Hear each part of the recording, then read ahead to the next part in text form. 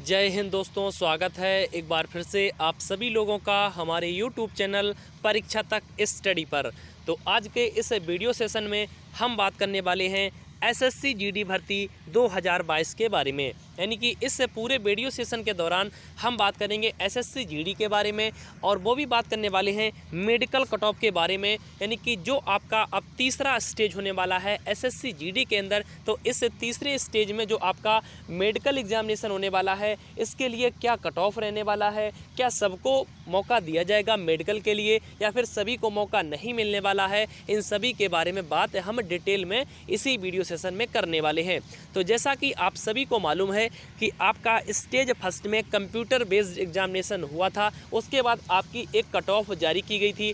इस cut off को जिन्होंने भी क्वालिफाई किया हुआ था उनको फिजिकल के लिए बुलाया गया था। यानी फिजिकल यानी कि पीटी और पीएसटी में जो भी लोग अब क्वालिफाई कर चुके हैं, अब इनमें से जो भी कैंडिडेट क्वालिफाई किए हुए हैं इनके लिए एक और कट ऑफ जारी किया जाएगा। इस कट ऑफ के अंदर जो भी लोग क्वालिफाई करेंगे वही कैंडिडेट का आपका मेडिकल एग्जामिनेशन के लिए आपका जो एडमिट कार्ड है वो जारी किया जाएगा।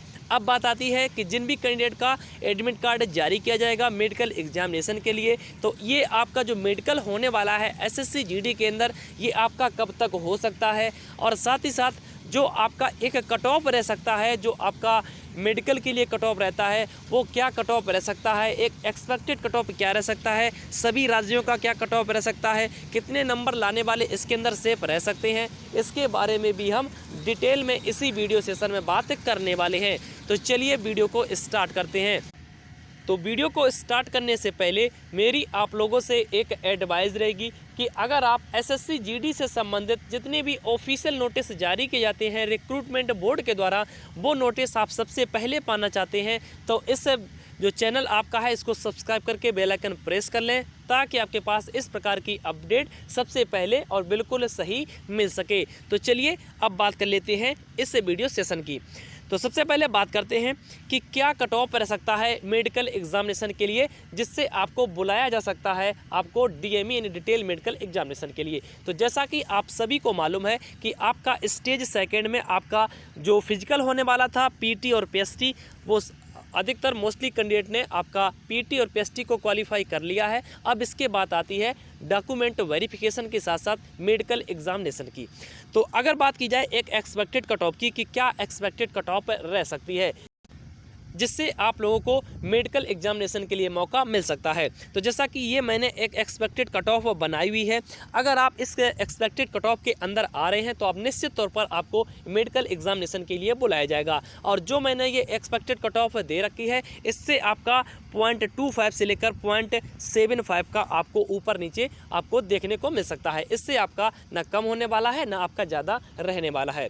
तो चलिए इस पूरे कट ऑफ को हम एनालाइज करते हैं। और ये मैंने जो कट ऑफ बनाई हुई है ये 2018 का जो आपका एसएससी जीडी का एग्ज़ाम हुआ था उसको एक मैंने अनुमानित स्कोर लेकर बनाई हुई है।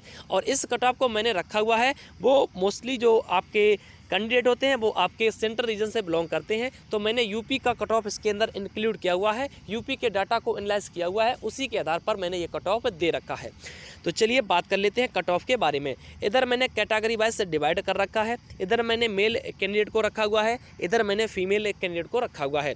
तो सबसे पहले जनरल कैंडिडेट की बात करते हैं। अगर आपका स्कोर 67.5 से लेकर 68.75 के बीच में अगर आपका स्कोर है तो आपको निश्चित तौर पर मौका मिल सकता है मेडिकल एग्जामिनेशन के लिए। ये आपका यूआर कैंडिडेट है, और अगर आप किसी भी स्टेट से बिलोंग करते हैं तो आपका स्कोर यही देखने को मिल सकता है, यही कट ऑफ आपको देखने को मिल सकती है।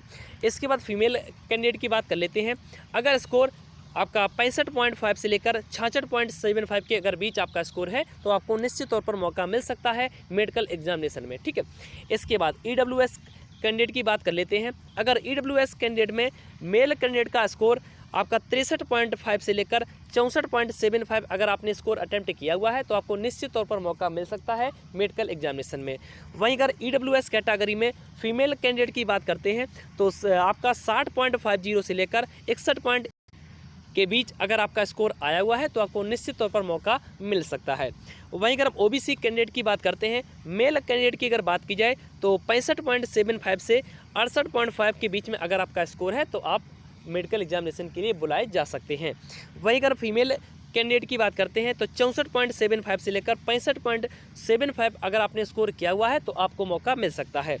SC कैंडिडेट की बात करते हैं तो अगर स्कोर 59.5 से लेकर 60.75 के बीच में अगर आपका स्कोर है तब आपको मौका मिल सकता है। वहीं अगर हम फीमेल कैंडिडेट में SC कैटेगरी में बात करते हैं तो 56.5 से लेकर 57.90 अगर आपने स्कोर किया हुआ है तो आपको मौका मिल सकता है। वहीं अगर हम ST कैंडिडेट की बात करते हैं, अगर इन्होंने अपना स्कोर 54.25 से लेकर 55.75 के अगर बीच में स्कोर किया हुआ है तो आपको मौका मिल सकता है।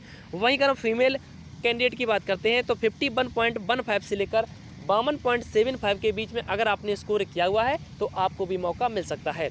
इसके बाद मैं आपको एक बार फिर से बता दूं, ये कोई ऑफिशियल कट ऑफ नहीं है, ये मैंने एक्सपेक्टेड कट ऑफ दे रखा है, जिसको मैंने प्रीवियस ईयर का डाटा लिया हुआ था उसके आधार पर मैंने ये कट ऑफ दे रखा है।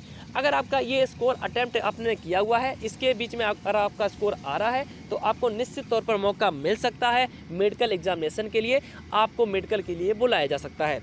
इसके बाद अब हम बात कर लेते हैं कि आपका जो मेडिकल है SSC GD का वो कब तक हो सकता है, इसके लिए क्या एक्सपेक्टेड डेट रह सकती है। वैसे तो देखा जाए SSC GD की तरफ से अभी कोई ऑफिशियली नोटिस जारी नहीं किया गया है जिसमें ये बताया गया हो कि आपका मेडिकल एग्जामिनेशन कब तक हो सकता है। फिर भी एक अनुमान के मुताबिक अगर देखा जाए तो आपका SSC GD का जो मेडिकल होने वाला है ये आपका जो हो सकता है ये आपके जुलाई के मिड में या फिर जुलाई के लास्ट वीक तक आपका मेडिकल एग्जामिनेशन आपका CAPF जो आपकी रिक्रूटमेंट बोर्ड है इसके द्वारा करवाया जा सकता है। कब तक आपका हो सकता है तो जुलाई के सेकेंड वीक तक या फिर आपका जुलाई के लास्ट वीक तक आपका जो मेडिकल है वो हो सकता है। ठीक है, इसके बाद अगर बात की जाए कि आपके एडमिट कार्ड कब तक जारी हो सकते हैं तो एडमिट कार्ड की अगर बात की जाए तो अगर आपका जो मेडिकल है वो जुलाई के मिड में या फिर जुलाई के लास्ट वीक तक होते हैं तब आपका जो एडमिट कार्ड होगा वो आपके जुलाई के फर्स्ट वीक में जारी कर दिए जाएंगे। यानी कि 1 से लेकर आपके जो 5 तारीख के बीच में जो आपका समय है जुलाई मंथ का, इसके बीच में आपके एडमिट कार्ड जारी हो सकते हैं। ठीक है, तो इस वीडियो सेशन में मैंने आपको जानकारी दे दी है कि क्या कट ऑफ रह सकता है मेडिकल एग्जामिनेशन के लिए, एक एक्सपेक्टेड कट ऑफ क्या रह सकती है, इसके साथ साथ आपका मेडिकल कब तक हो सकता है और आपका जो एडमिट कार्ड जारी होगा मेडिकल एग्जामिनेशन के लिए वो कब तक जारी हो सकता है। अगर आपको ये वीडियो पसंद आया हो, ये अपडेट पसंद आया हो तो प्लीज़ वीडियो को लाइक और शेयर जरूर करिएगा और अगर चैनल पर पहली बार आप आए हुए हैं तो निश्चित तौर पर चैनल को सब्सक्राइब करके बेल आइकन जरूर प्रेस कर लें ताकि आपके पास इस प्रकार की जो ऑफिशियल अपडेट है वो समय पर और बिल्कुल सही मिल सके। तो आप लोगों के साथ में मिलेंगे नेक्स्ट अपडेट के साथ में, तब तक अपने सभी प्यारे भाइयों और बहनों को जय हिंद।